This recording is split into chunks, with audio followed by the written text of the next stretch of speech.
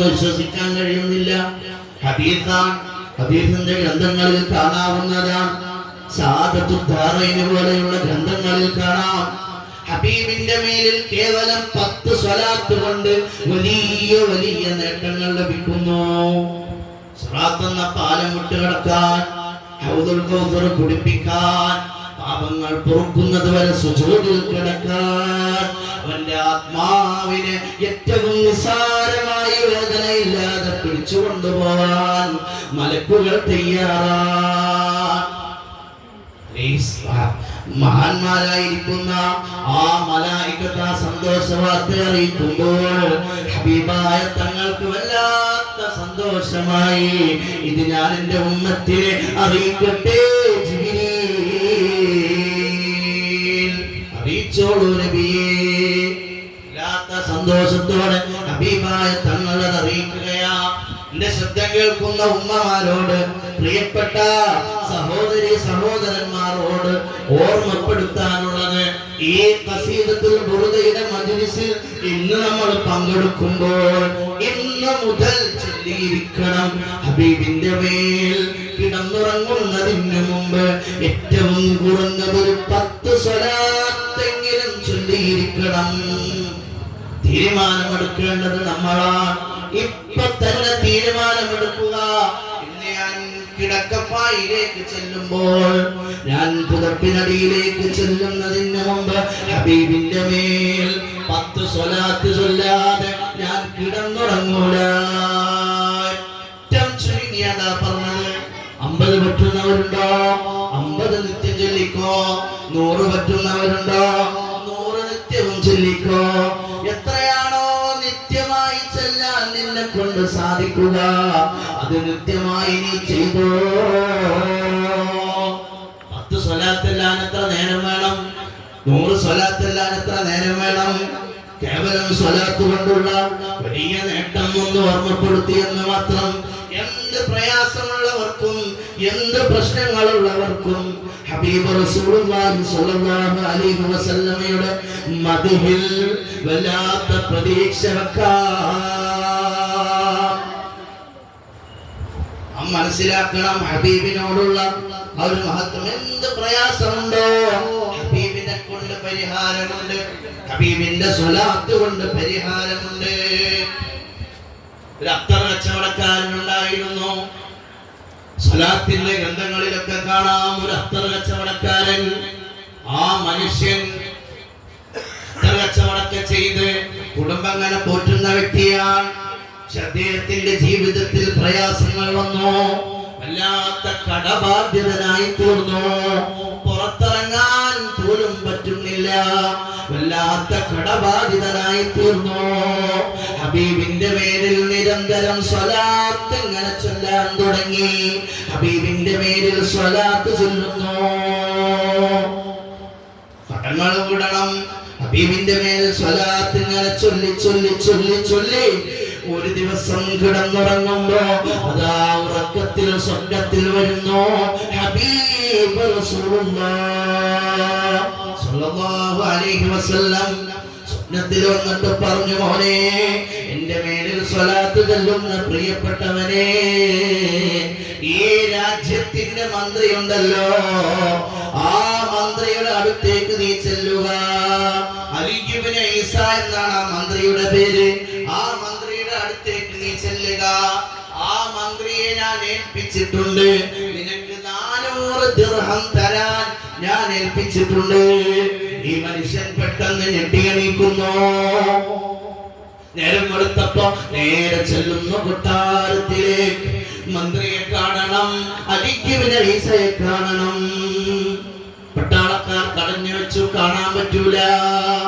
അപ്പോഴാണ് മന്ത്രിയുടെ കൂട്ടുകാരൻ ആ വഴി ഇങ്ങനെ കടന്നു വരുന്നത് കണ്ടു.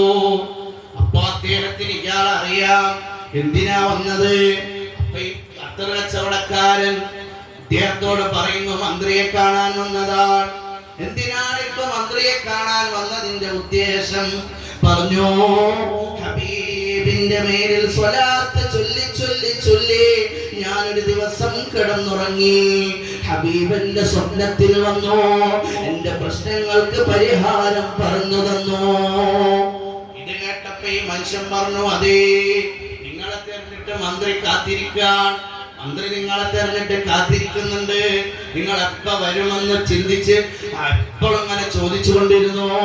ഞാൻ മറന്നുപോയതാണ്, ഇപ്പൊ തന്നെ മന്ത്രിയെ വിളിച്ചിട്ട് വരാം. മന്ത്രിയുടെ അടുത്തേക്ക് പോയിട്ട് പറഞ്ഞു, ഞാൻ ഇന്ന മനുഷ്യൻ വന്നിട്ടുണ്ട്. മന്ത്രി വലിയ ബഹുമാനത്തോടെ ആദരവോടെ ഈ അത്തർ കച്ചവടക്കാരനെ കാണാൻ വരുന്നു. പറഞ്ഞു, അല്ല, നിങ്ങൾ എന്നെ തെരഞ്ഞു വന്നത് എന്തിനാണ്?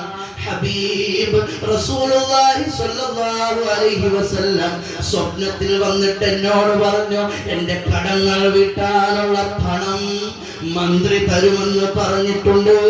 എനിക്ക് 600 ദീനാർ കടമുണ്ട്, 400 ദീനാർ കടം, 400 ദീനാർ എനിക്ക് മന്ത്രി തരുമെന്ന് ഹബീബായ തങ്ങൾ പറഞ്ഞിട്ടുണ്ട്. അത് വാങ്ങാൻ വേണ്ടി വന്നതാണ്. മന്ത്രി ഒന്ന് പരിശോധിച്ചതാണ്, ഇദ്ദേഹനാണോ എന്നറിയാൻ പരിശോധിച്ചു. മന്ത്രിയാളെ കെട്ടിപ്പിടിച്ചു, ചുടുചുംബനങ്ങൾ കൊടുക്കുന്നു, 1000 ദീനാർ കൊണ്ടുവരാൻ ആവശ്യപ്പെടുന്നു. ചോദിച്ചു, മനുഷ്യ, ഹബീബിനോട് ഇത്ര ബന്ധം എങ്ങനെ സ്ഥാപിച്ചു? ഹബീബിനോട് ഇത്ര ബന്ധം എങ്ങനെ സ്ഥാപിച്ചു?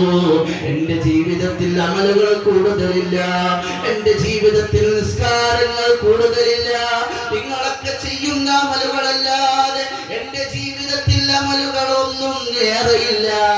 പക്ഷേ ഞാൻ കിടന്നുറങ്ങുമ്പോഴും ഹബീബിന്റെ മേൽ സ്വലാത്ത് ചൊല്ലുന്ന മനുഷ്യനാണ്. എന്റെ പ്രയാസഘട്ടത്തിൽ എന്നെ സഹായിക്കാൻ എന്റെ ഹബീബ് കടന്നു വന്നതാണ്.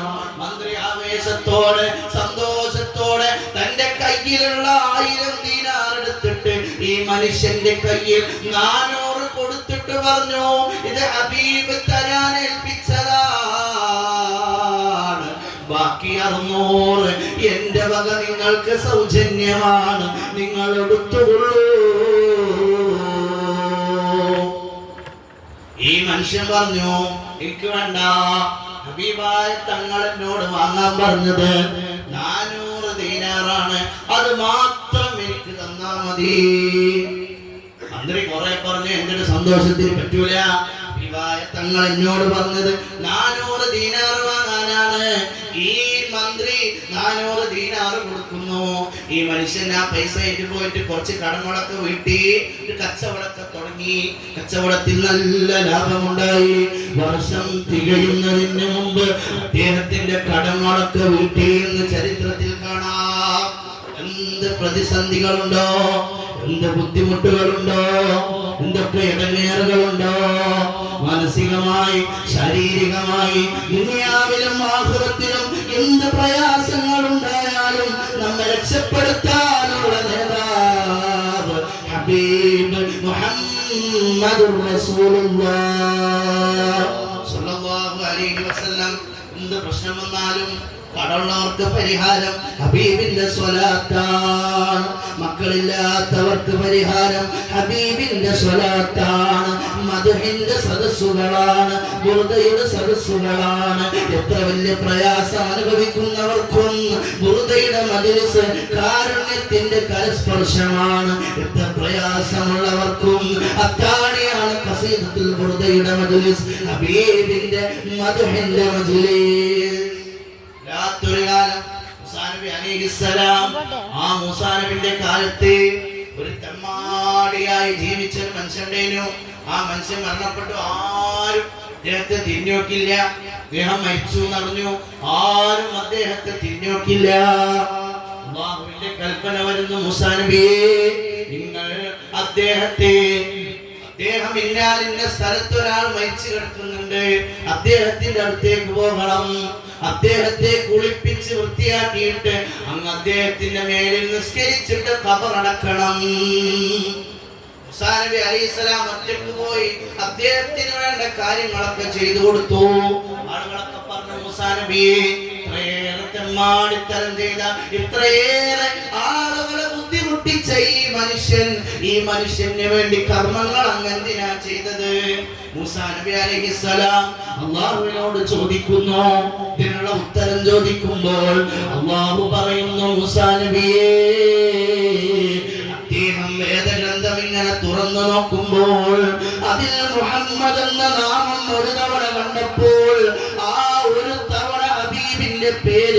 കേട്ടപ്പോൾ സല്ലല്ലാഹു അലൈഹി വസല്ലം എന്നുറക്കെ ചൊല്ലിയത് കൊണ്ട് അദ്ദേഹത്തിന്റെ പാപങ്ങളൊക്കെ പടച്ച റബ്ബ് പുറത്തുപോയി. സ്വലാത്തിന്റെ മഹത്വം ആലോചിക്കണം. സ്വലാത്തിന്റെ മഹത്വത്തെ കുറിച്ച് നമ്മൾ ചിന്തിക്കണം. തെമ്മാടിയായ മനുഷ്യൻ ആ നാട്ടിൽ ഒരാൾക്കും അയാളെ പറ്റി നല്ല അഭിപ്രായമില്ല. എന്നെക്കാളും മരണപ്പെട്ടപ്പോൾ അല്ലാഹുവിന്റെ കൽപ്പന വരുന്നു, ഹബീബിന്റെ മേലിൽ അവിടുത്തെ പേര് കേട്ടപ്പോ സ്വലാത്ത് ചൊല്ലിയ മനുഷ്യനാ മൂസാ നബി അദ്ദേഹത്തെ ഖബറടക്കൂ. ഹബീബിന്റെ സ്വലാത്തിന്റെ ബഹുമാനം കണ്ടോ? എന്തൊരു ആദരവാണ്. ആദരവോടെ സ്വലാത്ത് നമ്മൾ സ്ഥിരമാക്കണം. ഹബീബിന്റെ മേലിലുള്ള സ്വലാത്ത് നമ്മൾ സ്ഥിരമാക്കണം. എന്നും ഹബീബിന്റെ മേലിൽ സ്വലാത്ത് ചൊല്ലാതെ ഒരു ദിവസവും നമ്മുടെ ജീവിതത്തിൽ കഴിഞ്ഞു പോകാൻ പാടില്ല. എന്ത് പ്രയാസം വന്നാലും ഹബീബിന്റെ മേലിൽ സ്വലാത്ത് ചൊല്ലാതെ ഞാൻ കിടന്നുറങ്ങൂല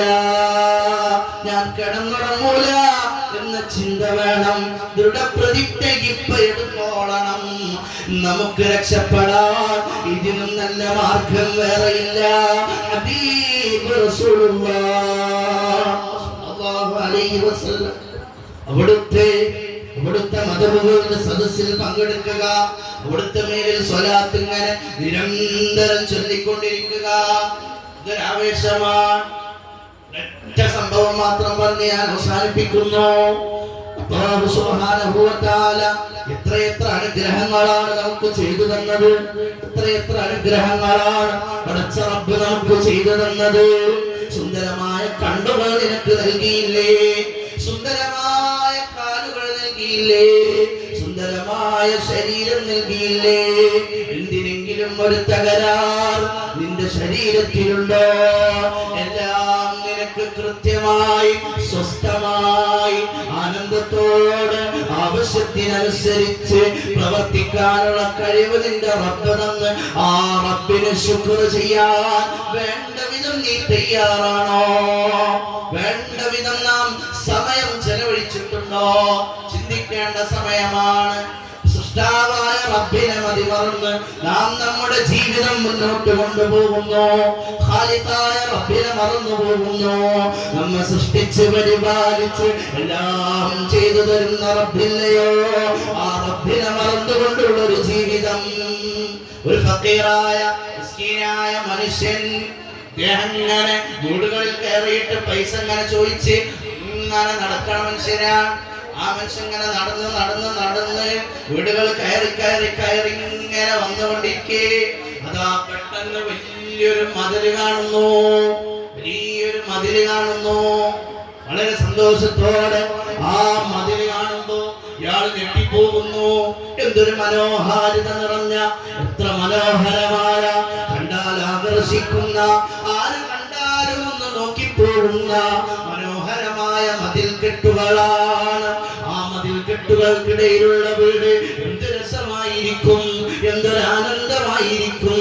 ഈ മനുഷ്യൻ ആ മതിൽക്കെട്ടിലേക്ക് നോക്കി നടന്നു വരികയാണ്. സുന്ദരമായ ഗേറ്റ് കാണുന്നു. തന്റെ കണ്ണുകൊണ്ട് ഇത്ര മനോഹരമായ ഒരു ഗേറ്റ് അദ്ദേഹം കണ്ടിട്ടില്ല. എത്ര മനോഹരമായ ഗേറ്റുകളാണ്. ആ ഗേറ്റ് അദ്ദേഹം ഒന്ന് ഉന്തി തുറക്കുന്നു. സുബ്ഹാനല്ലാഹ്, മനോഹാരിത നിറഞ്ഞ, കണ്ണിന് കുളിർമയേകുന്ന വലിയൊരു കൊട്ടാര സമാനമായ വീട് അദ്ദേഹത്തിന്റെ മുമ്പിൽ കാണുന്നു. ആ വീട്ടിലേക്ക് അദ്ദേഹം ഗേറ്റിൽ നിന്നൊരു കാലെടുത്ത് വെക്കുമ്പോൾ വീടിന്റെ കോമ്പൗണ്ട് മുഴുവൻ പൂന്തോട്ടങ്ങൾ കൊണ്ട് നിറഞ്ഞിരിക്കുന്നു. എന്ത് മനോഹാരിതയാണ്. ആര് കണ്ടാലും നോക്കിപ്പോകുന്ന, ഒന്നവിടെ ചെന്നിരിക്കാൻ ആഗ്രഹിക്കുന്ന നല്ലൊരു അന്തരീക്ഷം. ചെടികൾ കൊണ്ട് നിറഞ്ഞിരിക്കുന്നു. ചെടിയിൽ പൂക്കൾ ഇങ്ങനെ പുഷ്പിച്ചു നിൽക്കുന്നു. വല്ലാത്ത സന്തോഷത്തിന്റെ ചുറ്റുപാട്, എന്തൊരു ആനന്ദത്തിന്റെ ചുറ്റുപാട്. വല്ലാത്ത ആവേശത്തോടെ, ആഗ്രഹത്തോടെ എന്തൊക്കെയോ കണ്ട സന്തോഷത്തോടെ ഈ മനുഷ്യൻ ഇങ്ങനെ പോവുകയാണ്. ഈ മനുഷ്യൻ ഇങ്ങനെ കടന്നു ചെന്നു. ആ വീടിന്റെ തൊട്ടപ്പുറത്തെ വീടിന്റെ സൈഡിലായിട്ട് നല്ല ഊഞ്ഞാലയുണ്ട്, കുട്ടികൾക്ക് കളിക്കാൻ പറ്റുന്ന സാധന സാമഗ്രികളുണ്ട്. തൊട്ടപ്പുറത്ത് നല്ല വിലപിടിപ്പുള്ള കാറുകളുണ്ട്, വിലപിടിപ്പുള്ള മോട്ടോർ ബൈക്കുകളുണ്ട്, വിലപിടിപ്പുള്ള കാറുകളുടെ ശേഖരം അദ്ദേഹത്തിന്റെ സമീപത്ത്, വീടിന്റെ സമീപത്ത് ഒരുപാടുണ്ട്. ആ കാറുകളിലേക്ക് കണ്ണെടുക്കാതെ നോക്കി നിന്ന ഈ മിസ്കീനായ മനുഷ്യൻ വല്ലാത്ത അത്ഭുതം കണ്ട പ്രതീതിയാണ്. മിസ്കീനായ മനുഷ്യനാ, അത്ഭുതം കണ്ട പ്രതീതി. ഈ മനുഷ്യൻ പെട്ടെന്ന് ചിന്തിച്ചു, ഈ വീട്ടുകാരൻ എത്ര വലിയ സന്തോഷവാനാണ്, ഈ വീട്ടുകാരൻ എത്ര വലിയ ഐശ്വര്യവാനാണ്. പടച്ച റബ്ബ് എത്രയാ അവന് അനുഗ്രഹങ്ങൾ വാരിക്കോരി കൊടുത്തത്. മനുഷ്യ, പടച്ച റബ്ബ് തരുന്ന അനുഗ്രഹങ്ങളെ കുറിച്ച് ചിന്തിച്ചിട്ടുണ്ടോ? ഈ മിസ്കീനായ മനുഷ്യൻ ചിന്തിക്കുന്നു, എത്ര അനുഗ്രഹങ്ങളാണ് പടച്ച റബ്ബ് അദ്ദേഹത്തിന് കൊടുത്തത്. ഈ മനുഷ്യൻ, മിസ്കീനായ മനുഷ്യൻ ആ വീട്ടിലേക്ക് ഇങ്ങനെ നടന്ന് വീടിനടുത്തെത്തിയപ്പോൾ വീടിന്റെ മുമ്പിൽ സുന്ദരികളായ രണ്ട് മക്കൾ ഇങ്ങനെ ഓടിക്കളിക്കുന്നു. ഓമനത്തം തുളുമ്പുന്ന മക്കൾ, കണ്ടാൽ ഐശ്വര്യം തോന്നുന്ന മക്കൾ, നല്ല വിഞ്ചോമന മക്കൾ വീടിന്റെ മുമ്പിൽ ഇങ്ങനെ ഓടിക്കളിക്കുന്നു. ഈ മനുഷ്യൻ ആലോചിച്ചു പോയി, പടച്ച റബ്ബേ, എന്റെ മക്കൾ അവർ കിടന്നുറങ്ങുന്നത് റോഡ് സൈഡിലാണ്, ചെറിയ ടെന്റിനുള്ളിലാണ്. ഈ മക്കൾ എത്ര സന്തോഷവാന്മാരാണ്, എത്ര ഐശ്വര്യവാന്മാരാണ്, എത്ര സന്തോഷമുള്ളവരാണ്. എല്ലാ അനുഗ്രഹങ്ങളും പടച്ച റബ്ബ് അവർക്ക് കൊടുത്തില്ലേ? എന്റെ മക്കൾ കിടക്കുന്നത് റോഡ് സൈഡിലാണ്. അത്ഭുതത്തോടെ ഈ മക്കളെ നോക്കി നിൽക്കുമ്പോൾ പെട്ടെന്നതാ ഭാര്യ ഭർത്താവിന്റെ കൈ പിടിച്ചിട്ട് വീടിന്റെ പുറത്തേക്ക് വരുന്നു. ഭർത്താവിനെ കൊണ്ടുവന്ന് ഒരു കസേരയിൽ ഇങ്ങനെ ഇരുത്തുന്നു. ഇദ്ദേഹം പുറത്ത് നിന്ന് നോക്കുമ്പോൾ ഭാര്യ ഒന്ന് ഭർത്താവിന്റെ കൈ പിടിച്ചിട്ട് അവിടെ കസേരയിൽ ഇരുത്തുന്നു. ഇദ്ദേഹത്തെ നോക്കി നിൽക്കുന്നു. എന്തോ കണ്ട പ്രതീതി, എന്തൊക്കെയോ ആശ്ചര്യത്തോടെ കണ്ടുപോയ ഇയാൾ അദ്ദേഹത്തിന്റെ അടുത്തേക്ക് പോകുന്നു. വീട്ടുകാരന്റെ അടുത്തേക്ക് പോകുന്നു. വീട്ടുകാരന്റെ അടുത്തേക്ക് ചെല്ലുമ്പോ ഭാര്യ ചോദിക്കുന്നു, നിങ്ങൾ ആരാണ്, എന്തിനു വന്നതാണ്? ഞാനിങ്ങനെ വീട് തോറും നടന്ന് പൈസ സ്വരൂപിക്കുന്ന ആളാണ്. എനിക്ക് ജോലിക്ക് പോകാൻ ആരോഗ്യമില്ല. എന്റെ മക്കളെ പോറ്റണ്ടേ, എന്റെ മക്കളെ പോറ്റി ജീവിക്കണ്ടേ, അവർക്ക് ഭക്ഷണം കൊടുക്കണ്ടേ. ഈ ഭാര്യ ഉള്ളിലേക്ക് കടന്നു ചെല്ലുമ്പോൾ ഈ മിസ്കീനായ മനുഷ്യൻ ദൈവത്തിന്റെ മുഖത്ത് നോക്കിയിട്ട് ചോദിക്കുന്നു, മനുഷ്യ, നിങ്ങൾ എത്ര സന്തോഷവാനാണ്, നിങ്ങൾ എത്ര ഐശ്വര്യവാനാണ്, എന്തുമാത്രം പ്രൗഢിയിലാണ് നിങ്ങൾ നിങ്ങളുടെ ജീവിതം കൊണ്ടുപോകുന്നത്, എത്ര പ്രൗഢിയിലാണ് നിങ്ങളുടെ ജീവിതത്തെ നിങ്ങൾ ക്രമീകരിക്കുന്നത്, എത്ര ആഡംബരമായാണ് നിങ്ങൾ ജീവിക്കുന്നത്. നിങ്ങളുടെ വീടിന്റെ പുറത്തെ മനോഹാരിത കാണുമ്പോൾ തന്നെ ഞാൻ അത്ഭുതപ്പെടുന്നു. എത്ര ഭംഗിയുള്ള വീടുകളാണ്, ഓരോ മുറിക്കുള്ളിലും എത്രമാത്രം അനുഗ്രഹങ്ങളെ കൊണ്ട് നിറച്ചിട്ടുണ്ടാകും. നിങ്ങളുടെ മക്കൾ പട്ടുമത്തയിൽ കിടന്നുറങ്ങുമ്പോൾ എന്റെ മക്കൾ റോഡ് സൈഡിലാണ് കിടന്നുറങ്ങുന്നത്. അവർക്ക് നല്ല ഭക്ഷണം കൊടുക്കാൻ എന്നെ കൊണ്ട് കഴിയാറില്ല, എന്നെ കൊണ്ട് കഴിയാറില്ല. നിങ്ങളെ മക്കൾ എത്ര സന്തോഷവാനാണ്. നിങ്ങൾക്കൊന്ന് പുറത്തേക്ക് പോണോ? എത്ര വാഹനങ്ങളാണ് വീടിന്റെ മുമ്പിലും പാർക്ക് ചെയ്തിട്ടുള്ളത്. അതിലൊക്കെ ഓരോരോ ഡ്രൈവർമാരുണ്ട്. എവിടേക്ക് വേണമെങ്കിലും നിങ്ങൾക്ക് പോകാം. എത്ര ആഡംബരമായ ജീവിതമാണ്. അള്ളാ നിങ്ങൾക്ക് ചെയ്ത അനുഗ്രഹങ്ങൾ എത്രയാണ്. ഈ മിസ്കീനായ മനുഷ്യൻ, ആ മനുഷ്യന്റെ മുഖത്തേക്ക് ഈ മനുഷ്യനങ്ങ് നോക്കുന്നു. ഈ വീട്ടുകാരൻ ആ മിസ്കീനിന്റെ മുഖത്തേക്ക് നോക്കിയിട്ട് പറയുന്നു, മനുഷ്യ, ഓ മനുഷ്യ, നിങ്ങളിപ്പോ പറഞ്ഞില്ലേ എന്റെ വീടിൽ എത്ര മനോഹരമായ ദൃശ്യങ്ങൾ നിങ്ങൾ കണ്ടെന്ന്. എന്റെ വീടിന്റെ ഗേറ്റ് ആകർഷണീയമാണ്, എന്റെ വീടിന്റെ പൂന്തോട്ടം ആകർഷണീയമാണ്, അവിടെ കാണുന്ന ഓരോന്നും ആകർഷണീയമാണ്, സന്തോഷത്തോടെ നോക്കി വന്നു പോകുന്ന കാഴ്ചകളാണ്. എന്റെ മക്കൾ സുന്ദരന്മാരാണ്, എന്റെ മക്കൾ സുന്ദരന്മാരാണ്, എന്റെ ഭാര്യ സുന്ദരിയാണ്, എന്റെ പിഞ്ചോമനകൾ ആകർഷണീയനാണ്, എന്റെ വീട് കൊട്ടാര സമാനമാണ്, എന്റെ വീടിന്റെ സമീപമുള്ള വാഹനങ്ങൾ ആഡംബരമാണ്, എനിക്ക് ചുറ്റും എന്റെ കാര്യങ്ങൾ ചെയ്യാൻ സേവകരുണ്ട്. എല്ലാം നീ പറഞ്ഞല്ലോ, നിനക്ക് ഇതൊക്കെ വേണോ? ഞാനിതെല്ലാം നിനക്കു തരാം, ഞാനിതെല്ലാം നിനക്കു തരാം. ഒരൊറ്റ കാര്യം എനിക്കില്ലാത്തത് നീ എനിക്ക് തന്നാൽ എന്റെ സമ്പത്തും എന്റെ ഭാര്യയും എന്റെ മക്കളും എന്റെ വീടും സ്വത്തുമെല്ലാം നിനക്കു തരാം. മനുഷ്യൻ ഞെട്ടിപ്പോയി. എന്താ കേൾക്കുന്നത്? എന്താ കേൾക്കുന്നത്?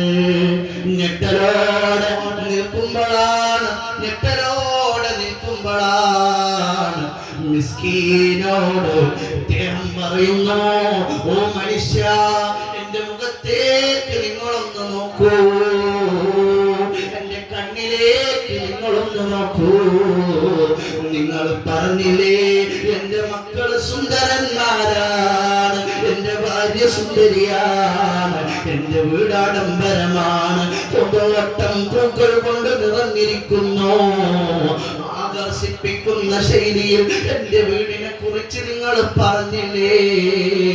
എന്റെ വീടോ എന്റെ മക്കളെയോ എന്റെ ഭാര്യയോ എന്റെ വീടിന്റെ ആഡംബരത്തെയോ പടച്ചറപ്പ് എനിക്ക് തന്ന അനുഗ്രഹത്തെയോ ഒരിക്കൽ പോലും എനിക്ക് കാണാൻ പറ്റിയിട്ടില്ല.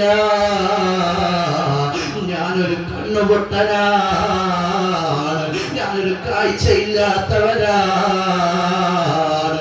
മിസ്കീന്റെ മുഖത്തേക്ക് നോക്കിയിട്ട് മനുഷ്യൻ പറഞ്ഞു, നിങ്ങളുടെ കാഴ്ച എനിക്ക് തന്നാൽ എന്റെ സ്വത്ത് മുഴുവൻ നിങ്ങൾക്ക് തരാം. പൊട്ടിക്കരഞ്ഞിട്ട് മിസ്കീനതാ വീട്ടുപറമ്പിൽ നിന്ന് ഓടിപ്പോകുന്നു. ഗേറ്റ് അടച്ചിട്ട് റോട്ടിൽ വെച്ച് സൃഷ്ടാവിലേക്ക് സുജൂദിൽ വീണിട്ട് പറയുന്നു, അൽഹംദുലില്ലാഹ്, ഇത്ര അനുഗ്രഹങ്ങൾ അദ്ദേഹത്തിന് കൊടുത്തു, അതൊന്നും കാണാനുള്ള ശക്തി അദ്ദേഹത്തിനില്ല. റബ്ബേ, എനിക്കൊരു കുഴപ്പവും തന്നില്ല, അൽഹംദുലില്ലാഹ്. അവിടുത്തെ രേഖപ്പെടുത്തിയ ഒരു കാര്യമാണ് ഞാൻ ഈ പറഞ്ഞത്. അതുകൊണ്ട് പ്രിയപ്പെട്ടവരെ, പടച്ചറപ്പ് നമുക്ക് തന്ന അനുഗ്രഹങ്ങളൊന്നും ചെറുതല്ല, ഒന്നും ചെറുതല്ല. കടങ്ങൾ കൊണ്ട് പ്രയാസപ്പെടുന്നുണ്ടോ? പരിഹാരമുണ്ട്. ഹബീബിന്റെ സ്വലാത്ത് എല്ലാത്തിനും പരിഹാരമാണ്.